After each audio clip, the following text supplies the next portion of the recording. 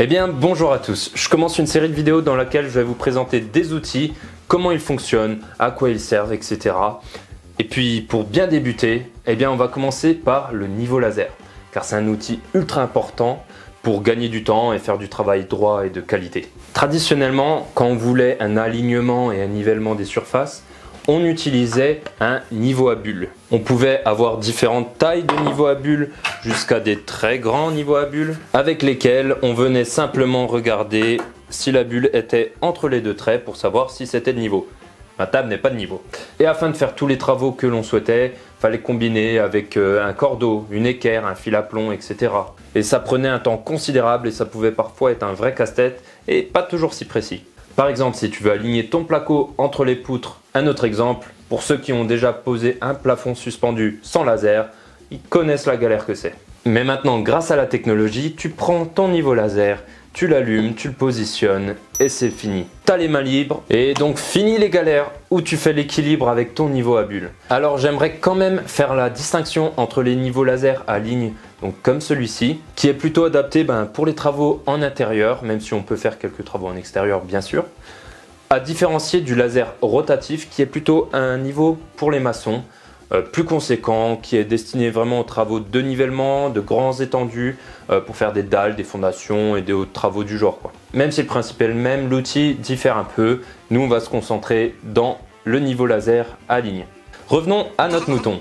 Pour faire simple, un niveau laser, ça te permet simplement de tracer un trait de niveau juste en appuyant sur un bouton.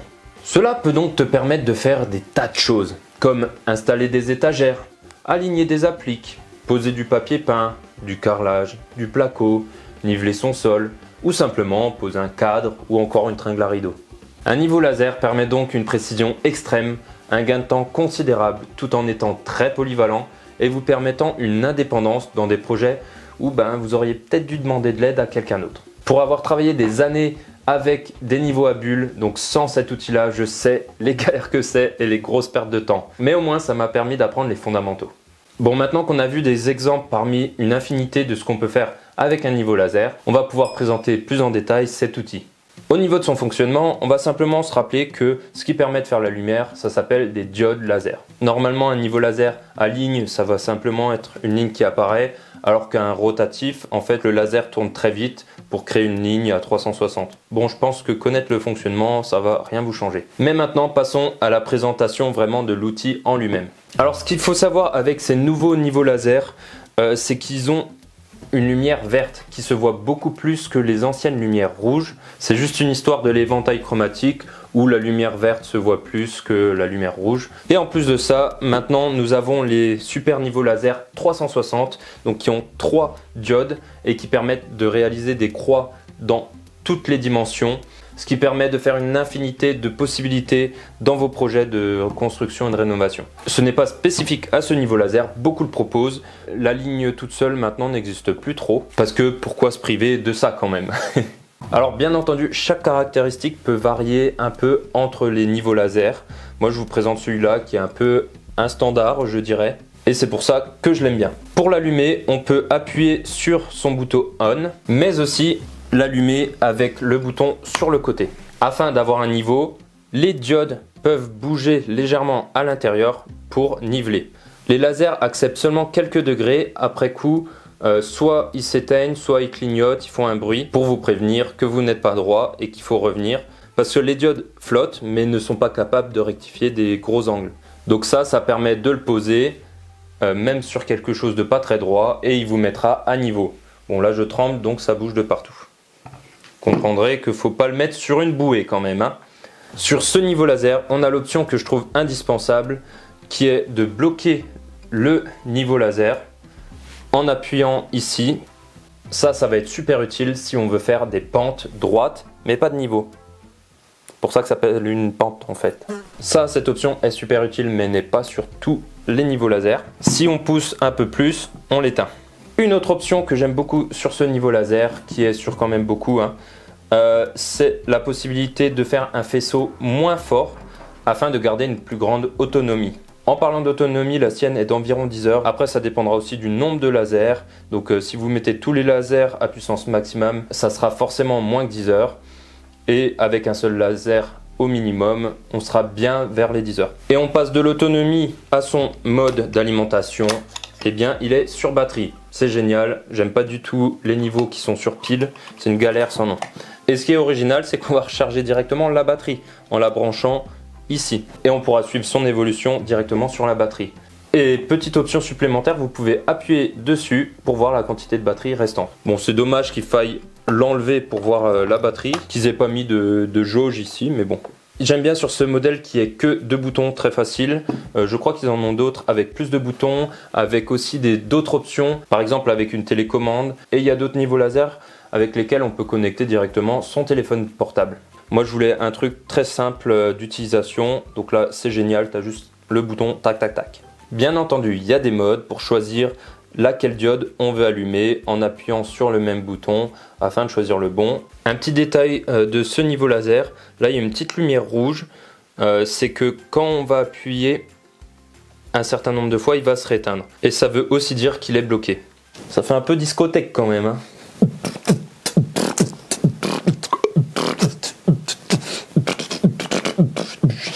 Bon.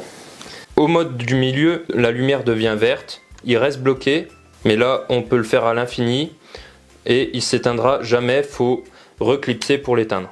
Et enfin son mode de nivellement, encore une fois la lumière est verte et ça tourne à l'infini. Voilà, donc c'est un petit détail d'utilisation spécifique à cet outil là.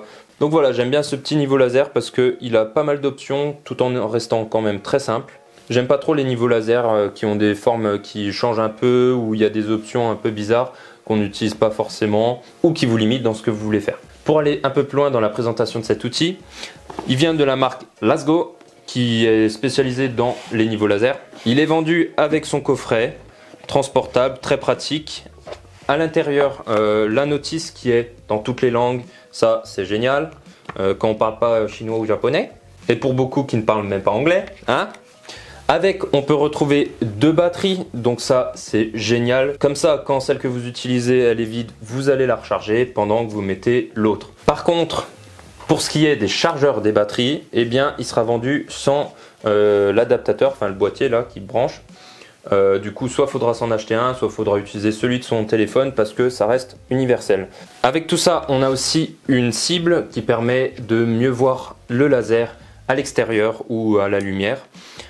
Parce qu'il faut quand même savoir qu'un niveau laser on le voit plus très bien dès qu'on est en extérieur avec une bonne lumière, donc ça permet de le voir apparaître. Ils ont eu l'intelligence de mettre un aimant dedans, ce qui permet de le placer un peu où on veut.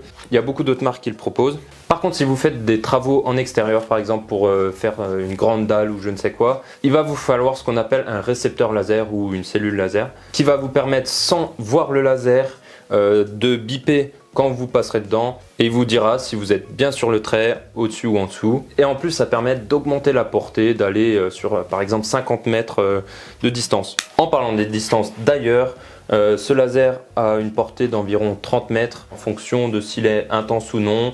Et puis de la luminosité bien entendu, ce qui est dans la moyenne des autres niveaux laser. Et pour finir, on a cette partie qui est un pied aimanté. Donc là, nous avons des aimants. Super pratique parce qu'on peut le mettre sur les rails de placo. C'est un accessoire indispensable pour faire de la construction et de la rénovation. Et on peut aussi le mettre sur une troisième main. On la cale contre le plafond de la pièce et après on peut venir y accrocher le niveau laser. D'ailleurs, petit détail, là c'est rainuré, ce qui lui permet justement d'aller s'incruster sur la troisième main. Malheureusement sur celle-là, qui est trop lisse, il a tendance à glisser. Donc ça c'est un gros moins, l'aimant n'est pas assez puissant pour ça. Par contre il ne glisse pas quand il est sur l'étiquette, donc simplement en mettant du scotch ou quelque chose de rugueux, il ne devrait pas glisser. Mais voilà, faut le prendre en considération. Derrière on a les 2 tailles de pas de vis qui permettent, sans l'enlever, de varier entre son pied et directement l'aimanter quelque part où on veut. Et vous vous demandez peut-être comment on le place où on veut.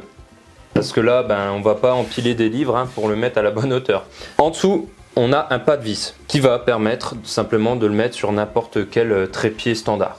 Par exemple, celui de ma caméra. Donc, c'est un universel où on a simplement à le visser.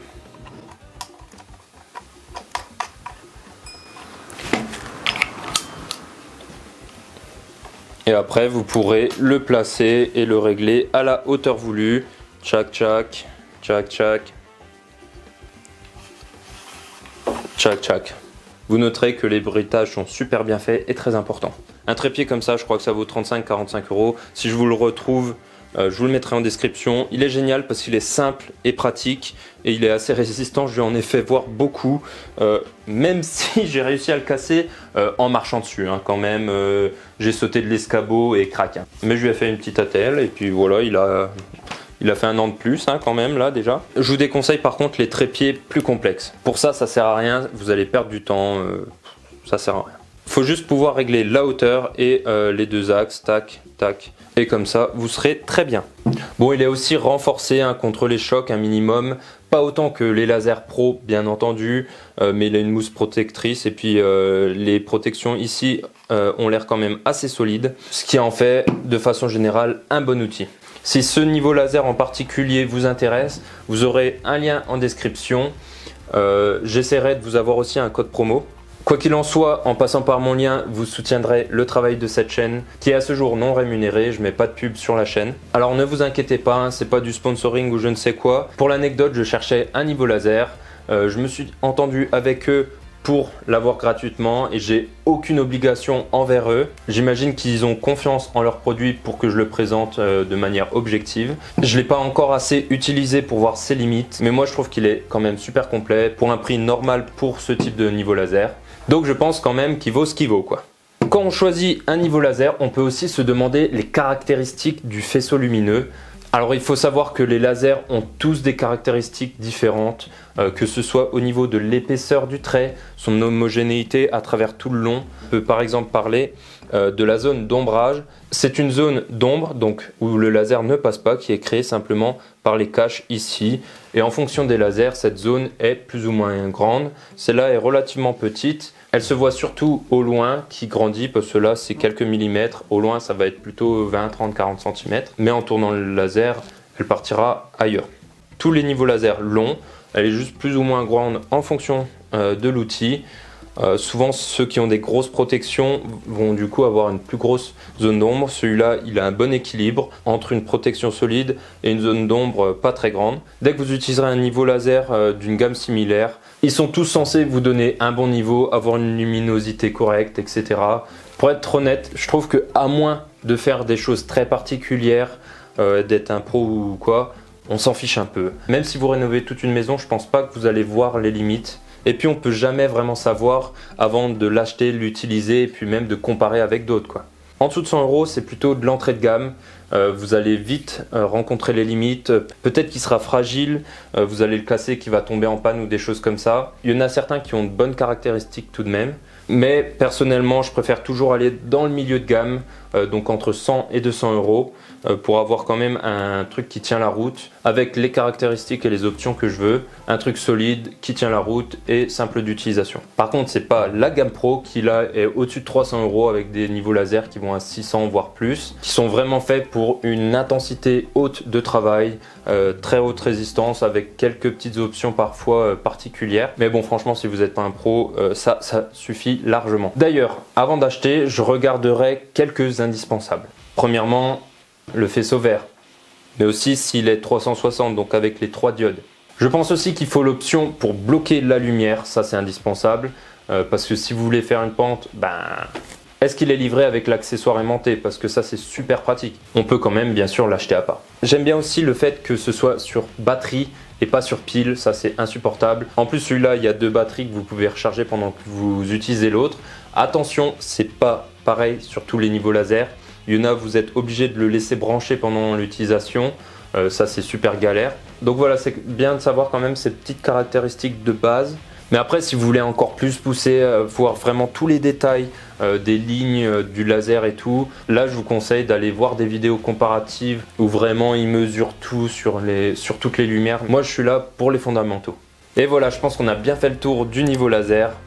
Si celui-là en particulier vous intéresse, il y a le lien en description et vous me soutiendrez. D'ailleurs, si vous préférez directement me soutenir, vous pouvez le faire sur Tipeee. Merci infiniment aux donateurs.